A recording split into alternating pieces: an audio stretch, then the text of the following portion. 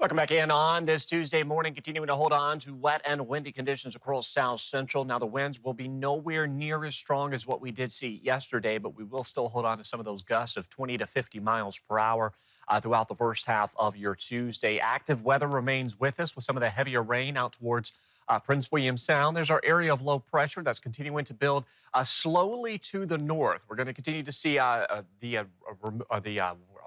rain as well as warmer conditions out towards southwest Alaska, western Alaska, holding on to some areas of additional snow up to 3 inches where we're still seeing that winter storm warning through parts of the Seward Peninsula and then just east of Norton Sound. And within that, we could also see a glaze of some ice accumulation.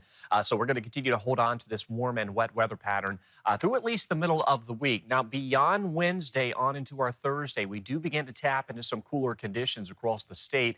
As a result, notice this transition to some snow showers that will occur through parts of Alaska. That's what we're going to be watching as cooler conditions arrive later this week. For today, though, some rain to be expected out towards southeast with less than a half an inch. Those temperatures warming into the 40s. Still seeing that wind advisory through the Alaska range with gusts up to 65 miles per hour. Healy seeing those gusts up to 25 in Delta Junction, up to 35 miles per hour, but stronger winds expected through the gaps and passes of the Alaska range. And then as you head along the slope, we've got warm and breezy conditions. Now, there is a winter storm watch that goes into effect tomorrow evening.